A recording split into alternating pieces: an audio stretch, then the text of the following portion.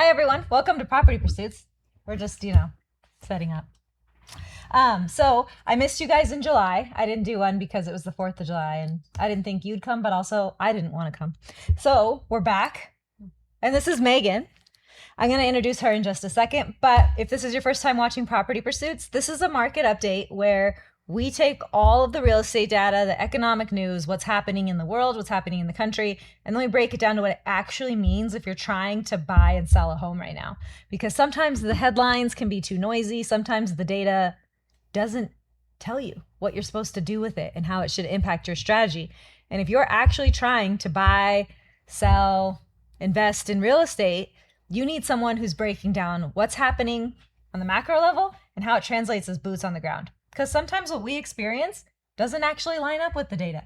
So you'll see some of that today. But now let me introduce Megan. Megan was the first realtor to ever trust me with a deal. So when I got into the mortgage industry, it was during basically a refinance boom. What we were doing back then, the OGs will know, everyone else is going to not even understand what I'm saying, was FHA streamlines. So I got into the business and we were sending mailers to people's houses for them to refinance using an FHA streamline because it was a no-cost refinance, no appraisal. It didn't matter if their home wasn't worth what they paid for it anymore. And when I started trying to get purchase business, realtors are not very nice to lenders. And nobody would humor me or give me the time of day. But Megan remembered me from college and despite her memories, decided to give me a chance. Well, I know you as the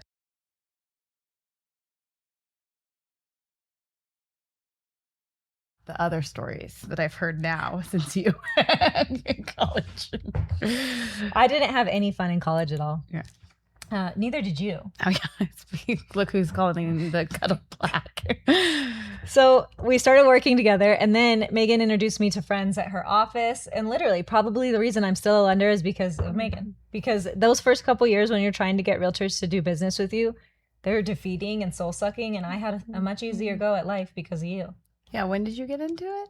What year? A year and a half after you, I think. Okay. Yeah. So it's been 14 years now. Yeah. You're over 16. 15. Yeah. Yeah. Which is crazy to think. It feels kind of like yesterday, but it also feels a little longer all in the same moment. I always say that every year in the real estate industry ages you 10 years. Mm-hmm. So we're near death. Some days I feel like that. Probably past it. But you introduce yourself. Tell them why they should take you seriously because it's not about me. Yeah. Well, I've been doing this for 16 years, as we just discussed. And I love what I do, even though we joke that it does age us because there's also a lot of incredible people we get to work with daily. One of my favorite things about selling real estate is meeting different clients, even other agents. It's, when you're in one industry, you're, say you're an engineer, you only work with engineers, you only know that personality. I get to meet people that have invented things, oh, that's such a good point. Huge CEOs of huge things, incredible human beings. And I'm so blessed to get to work with them and meet them and hear. And that's what I love. Pretty much my highest, my most joyful thing is just learning what people such do a positive and cool spin things. you put on this it's whole just gig. different. It's we can say yes, helping people, this and that, which of course I love, but I really do love the people and learning what they do and how they became successful and what drives them, because that's what ultimately drives me. It's a lot of industries don't get that kind of exposure to so many other parts of the economy, parts of the world, personality types. I know a lot of badass people. That's pretty cool. Well, that's because she sells a lot of luxury real estate, which I've gotten us both in trouble before talking about the luxury real estate she sells. Oh yeah. Well, we don't have to jump to that either. No, we can skip it. But you didn't toot your own horn enough. You sell a lot of real estate. You do a lot of big numbers. You have ownership in a brokerage now. You're kicking ass and taking names. Yeah. Yeah. And it's ultimately, when I first started, someone always said, you're only as good as your last sale.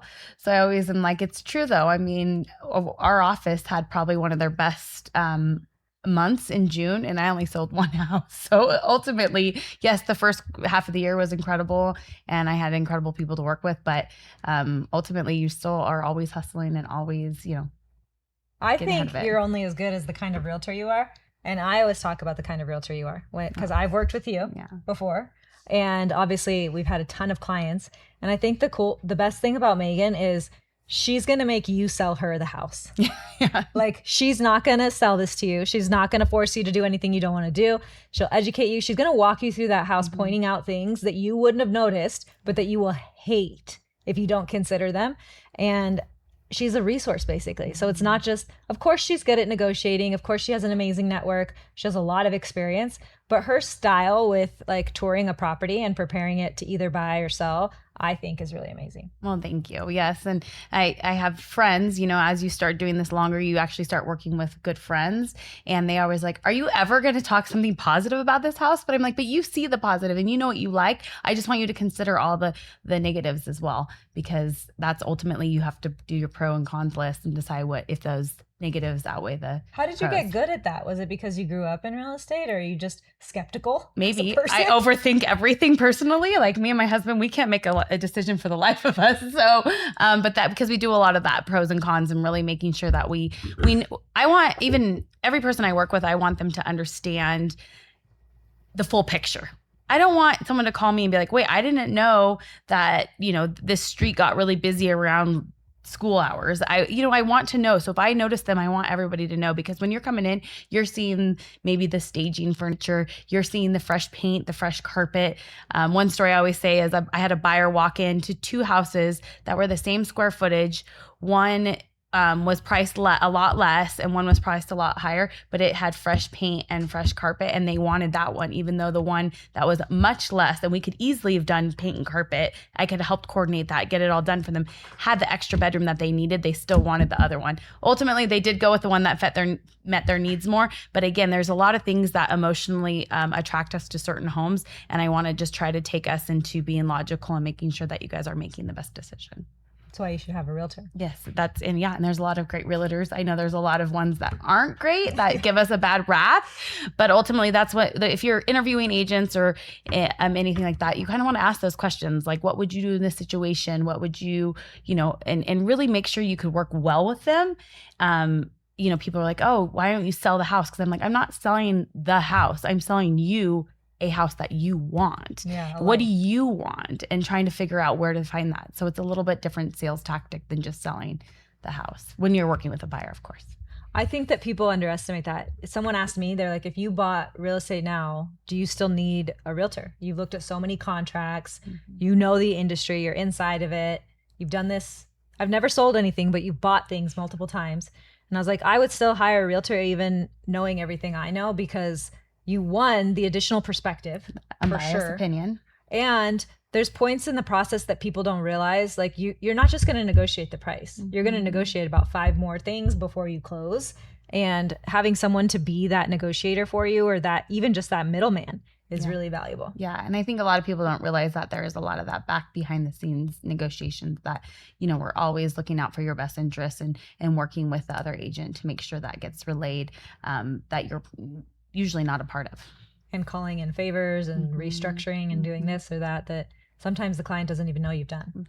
Exactly. The other thing you say that I always repeat to people, I hope I remember to give you credit when I repeat this, but I say it all the time, is that we as real estate professionals should have to buy and sell real estate once every 5 years. I say that all the time. Because we lose touch with... Because we do it every day. So we forget the emotional burden that you go through when you're going through it. And it's so much more. And you're in the middle of packing. And there's just so many other outside burdens than just buying the home. And then, it's just a good reminder for agents to remember what everyone is going through and why emotions do get high.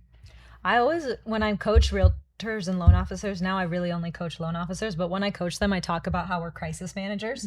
And if you don't really consider yourself like that, you're doing a disservice to yourself, to your own mental sanity, but to the role that you're playing, because we stay with people during this really vulnerable, stressful transition, and then they move on with their life. We stay here in this space with people over and over and over, and it's stressful. I had been an agent for about 5 years, and I had a neighbor, new friend, that we were getting to become really good friends, and we were in the middle of a transaction, and she just pauses and stares at me, and she goes, "You're like a psychiatrist."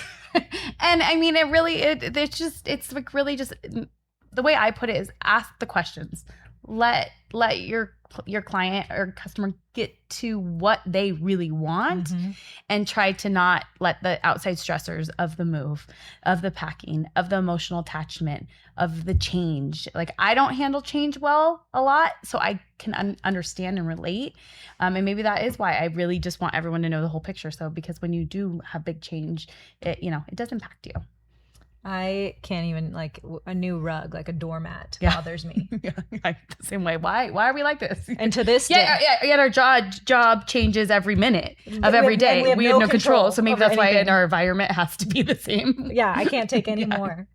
I remember when I got an inspection report one time, I flipped out and I was like, well, they're going to fix everything. And Megan goes, well, you and I both know that's not how this works. So I'm going to let you sleep on it and I'll call you back tomorrow. And to this day, when buyers are like, do I need to send you a copy of my inspection? I'm like, please don't send me that document. It is the worst thing. I hate looking at it. Those are so stressful. Okay, anyways, moving on. So let's get into some trends, because what Megan and I wanted to theme this month's thing on is this podcast, this market update, this live stream, whatever this thing is. We wanted to theme it on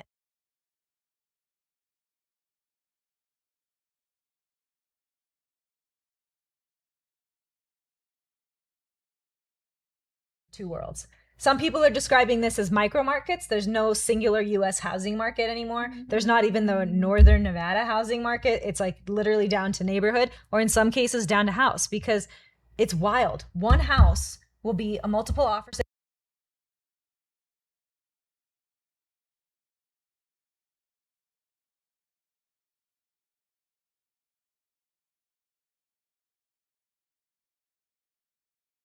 Definitely. I feel usually we've kind of been in that micro market for a little bit, but they're definitely right now, today, we're definitely seeing it stronger and more. I think there's a lot of uncertainty in the market in the world. And so the buyers that are buying really truly want to buy and really just know what they want. And when they see exactly what they want, they'll pull the trigger. I don't know if there's the psychology of like, time. Well, of course there's timing. I've said timing. 1 week we could have multiple offers, and if you listed the next,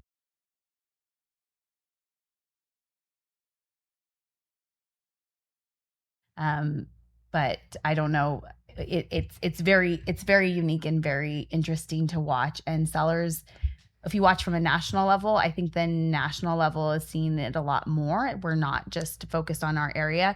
And our area, I think we're still having a big uptake, because the numbers are saying we're up. We sold 12% more homes than last June, yet it feels worse. way harder. Yes, this time. So it's just interesting. It's really stressful. Yeah. Because like I'll have clients who on the house they're making an offer on, we're in a multiple offer situation and they're contingent on selling their house. Mm-hmm. So we're thinking, well, we'll see that same kind of activity on their sale. And then we sure as shit don't. Yeah. Because, and then it sits and we have to wait for the right buyer. Mm-hmm. My clients that are buying a home, they're contingent on their sale. And we finally got an offer after a couple weeks.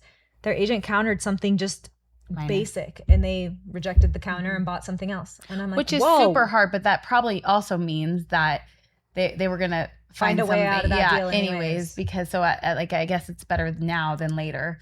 That's a good perspective. Yeah. You with the silver linings today.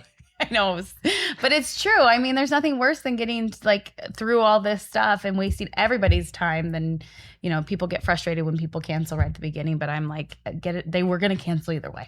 They were going to find a way. That's a very good point. People are either looking for a way to close or they're looking for a reason to cancel. Mm-hmm. Yeah.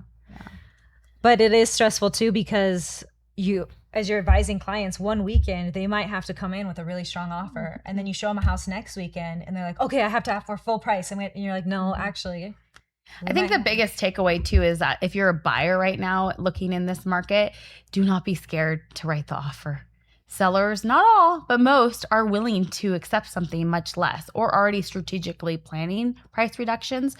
You're also seeing, I think one of the stats is we're up 30% for median days to contract. It only takes 15 days to go to contract right now, which is interesting. 15% since last year at the same time. It is. But you also see that first week, you either get that multiple offer on day one, or within the next 2 weeks, you see the offer start to trickle in, but they're usually negotiated down a little bit. So I think that's as really a buyer takeaway, write the offer. Don't be scared. even if you put it in day one, at least you know it's in there, and they'll come back to you first if they don't get what the offer they want.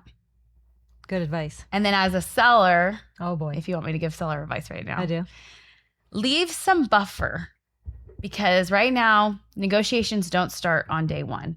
As Shivani already mentioned, that's common, but I think we forget that. We all get caught up in coming up with that term. But right now, when we get to repairs, it's been like this for the last few years. Repairs are killing deals over, I always jokingly say, over smoke detectors. But in all fairness, it is some stuff that needs to be. But when the buyer feels like they're paying top dollar, if you are a seller and you leave room to negotiate and be prepared for those, it's going to make everything a lot more smoother. So when you're pricing and you're doing your pricing strategy with your agent, or you're sitting down with your seller, leave the room, have the discussion up front, be prepared that there is going to be something they're going to ask, and things are going to move a lot smoother. If you don't want to do that, do the pre-listing inspection. Yeah, that's what I was about to ask you. Do you think that's a better choice? I do it case by case, because no matter what, a buyer is going to do it. But in certain circumstances, especially if the seller is concerned and does not want to give credits for unreasonable things, I highly recommend that they do that, because the truth of this also is sometimes it's a luxury to have the room. We have people selling who they're selling maybe because of a divorce, for example, and there just isn't any money to do anything. Yeah. And in that situation, what do you think about that you need to be upfront with their buyer from the beginning? Like, by the way, when we accept this offer, we have no room left for anything else. So you're not going to be able to ask us for repairs. Like, well, and again, it goes back to full communication is going to be the most important, and just keeping that dialogue open and working together. You're gonna have a much successful outcome. Yeah. I think a lot of, not even though we always say everyone from California is moving here. They are, but at the same time, they do things a little differently. I'm not licensed in California, but I understand they do a lot of the pre-listing inspections. So when you do have someone coming from over there, they're asking for them, and we're not that accustomed to it. You do see it once in a while, but if you do want to have no surprises, you do have a contingent sale. I would highly recommend it. If you have to sell to buy, just get all that legwork out of the way, and so you can get those repairs done at your expense and not rush ordered at a higher expense. Yeah, that makes a lot of sense.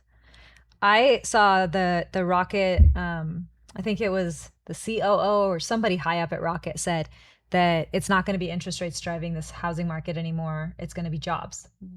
And I thought that's really interesting because, 2026 was supposed to be the great housing reset.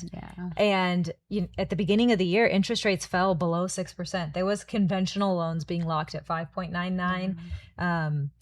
Government loans were being locked in the low fives. And then, of course, the war started on February 28th. And now we're looking at interest rates pushing 7%, and no off ramp necessarily in sight, because regardless of Fed policy, the war has impacted the supply chain.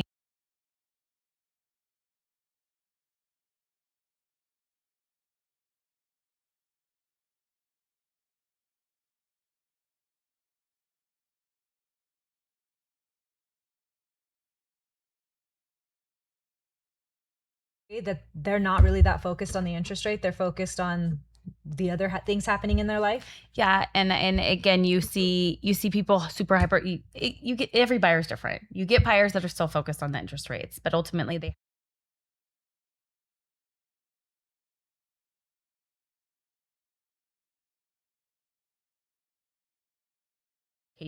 Does that make sense? That is going to be important. But when you really look at the full picture of what is happening, there's a lot of money still in the market.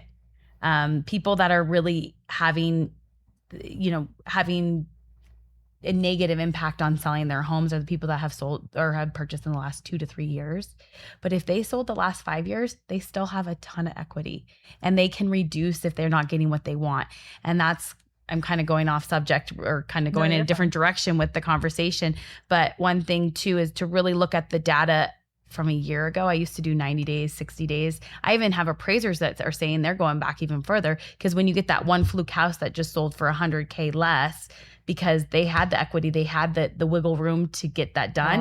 And who knows where they're going? Maybe they're going to go somewhere else in the country or go rent, and then that didn't impact them as much as the person that bought 2 years ago, where they're like, wait, I'm not going to sell for the same thing I paid for it. Yeah. But ultimately, if you if you did just buy in the last 2 years, that's the market we're at. You're not seeing that large increase. And so I know I kind of went full circle with that conversation. No, I mean, it's exactly right, because a lot of the buyers right now, I feel like, are people who have something to sell. And so they're kind of the biggest demographic of people who can afford to buy.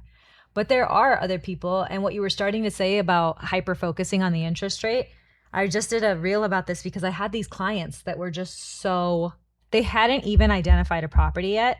And they were comparing lenders and asking for an updated quote every single day.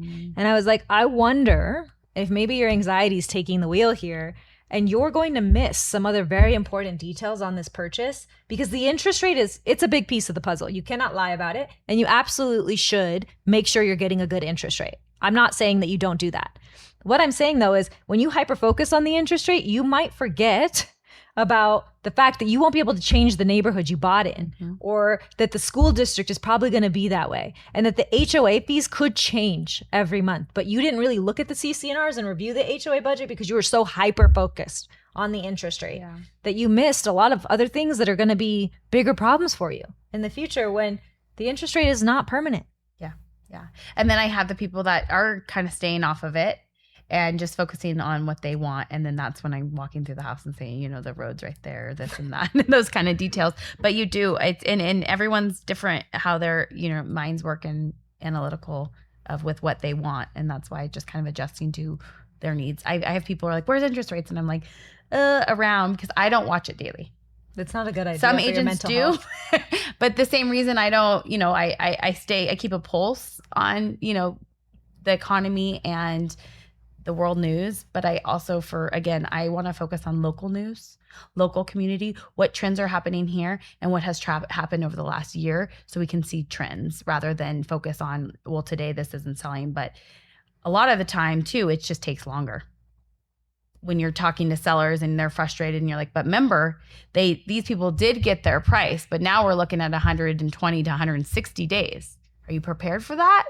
Or do you want to list it a little low and hope that we can get it done sooner? What's more important to you, time or price? Exactly. And every person's different.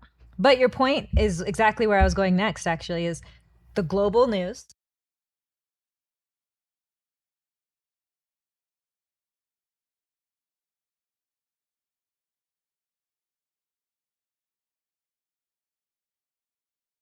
Picture right now, where what oil is costing per barrel, like Brent crude, is not something I ever in my normal day-to-day dialogue use, but now it matters, right? And you're thinking whether or not you should buy a home is being impacted by missiles on the other side of the world. I mean, that's an impossible way to build a strategy. I'm not saying it's not true. It is. It's true. But if you are going to focus on all of that and try to time the market just right, that's why they have that whole saying about trying to catch a falling knife and what happens to your hand. Because these factors are nothing you're ever going to be able to predict, let alone control. And we had a ceasefire, right? And so then people are like, real estate activity is going to pick up. It lasted 3 weeks, and every day of those 3 weeks, it was deteriorating. And now we're thinking, is there another peace deal? And what's going to happen with interest rates? Or I'm going to wait for that. I'm going to wait for the Fed decision. Like, none of this is going, you have no control over the things that you are focused on if that's your strategy. So yes, there's a lot of turmoil in the world, but you continuing to delay your strategy is going to cause a lot of turmoil in your world, relying on all that. And that's the same. It's like, you know, the let them theory. You have to focus on yourself and what you can control and what you know about your own economic situation.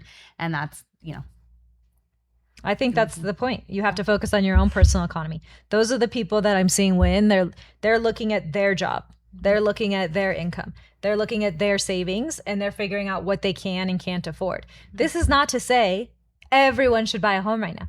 What it's to say is maybe you focus a little bit less on the war and you focus a little bit more on your bank account and what's going on with you personally. The jobs report came out this morning and it was way softer than expectations. But inside that report, we saw that certain industries are experiencing 7% raises. Wow. So jobs in some industries, it's not like they're not hiring anymore. They can't find someone with a pulse to accept the job. the advice on that person buying a home, if you work in one of those industries, is different than the ones that just cut a bunch of jobs. And that's why I was saying too, there's still a lot of money in the market, of course, from people that are selling, but there's a lot of money coming from the AI industry that is mind boggling. And just like with how close we are still to Silicon Valley and all that, California AI, that's like, there's still a lot. Yes, there is stuff that there's some layoffs that we're seeing in people, but again, it's just there, the money is there still. And it's just whether people feel confident in where they're going. But I think we've said it numerous times, our market is set up for still quite a bit of success because there's not a lot of room to grow unless you go further to like Fernley, Fallon, Northwest, or up north, Golden Valley. Yeah, all those, like there's not a lot of growth in Reno. So ultimately, as long as you're strategic with what you're purchasing and the location's right, the schools are right, the things that you can't control and they all make sense, then it's still a good time to buy. I wonder how that AI money is going to impact your hometown. Yeah, right. Because I know Megan grew up in Tahoe, and there's going to be, I think, an influx of AI money into Tahoe, just like there was after the .com boom. Yeah, I think they're already there. It might even get to my poor man's Tahoe. Yeah. Because I want to upgrade my lake house, but I finally went to your poor man's Tahoe, and I was like, I get why everyone loves this. I've never been. I can't name it because the people up there get really upset if you let out the secret. I get that. But it's like, I was like, I don't know if we'll ever be able to upgrade the house up there to a house on the water, because the houses on the water now are starting to cost like what Tahoe cost a while ago. Where he still is with like the no upgrades, like cabin. Yeah. Okay, anyways, back on track. Yeah. The housing bill was one of the last two things I want to touch on quick. Are we very long right now? 2 more minutes. Okay. Well, look at you. Okay, so I'm type A. The housing bill took 30 years to get a meaningful piece of housing legislation. And in this Congress was passed bipartisan, overwhelming votes. I thought there's not a chance. And I for sure thought they were not going to do anything to institutional investors. And they did. Yeah. And because they are limiting the amount of real estate that institutional investors, these are people who own more than 350 single family homes, not apartment buildings. I know that can be confusing for people, but the investors that own more than 350 single family homes are called institutional investors, and they are limited on how much more real estate they can acquire, which is changing the whole math on their portfolio about what they want to hold. So they're selling some of this. This could have impact. And they also, in the housing bill, it's not getting as much news because it's not as sensational as, trying to ease permits and make it more accessible to start new construction, incentivizing multifamily, incentivizing what they call opportunity zones. What do you think? Does this housing bill translate to something we actually see and feel? I mean, I'm more of I don't think it will impact Reno. Why? Personally. I just think we have a lot of more smaller scale investors. I don't think we investors? see. Yeah, I mean, I could be wrong, but I just think that we're not going to see that kind of. I feel like that's in different parts of the country that the investors made more sense to buy these huge portfolios. But that's a large portfolio, and our community, even though it's big, it's not that big. You have a good point, because a lot of the times when we see things about rent versus own analysis, or the data on affordability, or the American dream dying, they're looking at cities like San Francisco, Chicago, New York City, that literally stopped building homes 30 years ago, and now they're upset that there's the cost of living, rent or owning. We are not in that place. We're just touching the surface of that, like running out of land. And we don't have high rises. Like, we have a few downtown condos, but it's not that scale. So to me, I could be wrong. I don't have a bubble, but from what I feel, boots on the ground, I don't think it's a problem. I agree. And I also think even if it were going to, that's 3 to 10 years away before you see this legislation create new housing units. And that's not something that most people have. Most buyers today don't have 3 to 10 years to work with to wait it out. So it is good. To me, it's hopeful that it continues to reiterate to me that the government values the housing market and the way that it stimulates our entire economy. We saw this at the beginning of the pandemic, when as soon as there was a major black swan event, immediately forbearances, there was protocol put in place to protect Americans' equity and to protect home ownership. Them passing this housing bill is another reiteration of they believe that a strong real estate market, a strong housing economy is important for the entire economic reality of the United States. And then going back to where we all started this whole conversation is just focus on your local. I mean, the city of Reno, the city council, they're talking about rent stuff pretty consistently. No decisions have been made, but you want to stay involved and have an opinion on rent control and those type of things. It's just starting, but it's stuff you want to pay attention to. Agreed. I'm going to skip mortgage spreads, you guys, because too much, but I have a whole blog post on it and you can find it in the circle. You should definitely follow me and Megan on Instagram because I make more of an effort than you have been lately. It was summer. She does have good content though. So you should follow her, follow me. You don't have to wait for this every month. But lastly, before we leave them, let's tell what buyers need to take away from the information we said today, what sellers need to take away from it. And what's the last action point I told them? Your own personal economy? Yeah. Okay, you start with sellers. So sellers, budget for repairs. Be prepared to get that ask up front. Think through it. Make sure either if you don't want surprises, you get that pre-inspection. And if you do need that, if you're listing it right where you need to break even, maybe try a little higher in terms of being prepared because you're gonna have to do some repairs. That's good advice. And then buyers. Yeah, go. Buyers, what did we, oh God, it just slipped my mind. We were What just did we talking say about to buyers? buyers. You have to focus on what you really want. Yeah. Your own personal economy, if you can afford it. Yeah, that's what we said. There was something else too. I'll catch it right when you think of the last thing. Well, no, I can't think of it either. Buyers need to know what they can afford in a monthly payment. They need to know what they're looking for. They need to. I think it was perfect. Focus on things you can't change. Yeah, I do think Get that. the location. Make sure that you, and also again to ask the questions with your agent of what can the seller, are we going to be, when we submit it, how close are they? I mean, they're not going to tell you that right out of the gates either though, but be prepared. Push for more transparency, push for more communication, find out as much as you can before you spend money on an appraisal, inspections, all the things. Yeah. And my advice, I think, for everyone in terms of your own personal economy is, especially after today's jobs report, is just, it's not the full jobs report, it's not the BLS, but we'll get that soon. But the ADP one told me you need to be paying attention to what's happening in your world, your bank account, your personal finances, but your industry. Like maybe everybody shouldn't buy today. In some industries, if you just got an AI, if you work in AI and you just got a fat bonus, use that money, invest it in real estate, invest it in other things, you should buy. If you work in a sector where it's so hard to find someone to get a job and you're experiencing pay raises by moving jobs, you should buy real estate and lock in your housing expense. There's a thing about the American dream, and I'm going to close on this. For years, people bought a home to build wealth. It was the easiest way to break through socioeconomic barriers and achieve financial security because it didn't require a certain education. You didn't have to be born into a certain family. You could buy real estate, use the appreciation, and stack money. And I don't know if the way the world's going and the way inflation's going, if that will continue to be the case. It remains to be seen. Personally, I believe it will. And that's why I continue to invest in real estate. But if you're not of that mentality, then I have something else for you to consider. If inflation continues to be as real of a problem as it is now, and the value of your money is less and less, then doesn't locking in your housing expense and knowing what the principal and interest payment for 30 years is going to be give you some kind of peace of mind?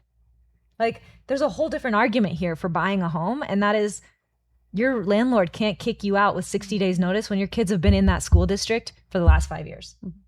Or I just showed a house yesterday that had people in there that have been in there for 10 years and their rent is way below, and an investor is going to buy it if they're willing to wait that out, and they're going to raise it by like $1,000 a month.